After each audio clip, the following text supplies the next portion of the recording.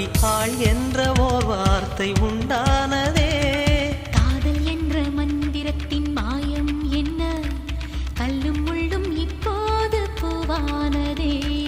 வானவில்லின் துண்டொன்று மண்ணில் வந்து யாருக்கும் சொல்லாமல் பெண்ணானதே.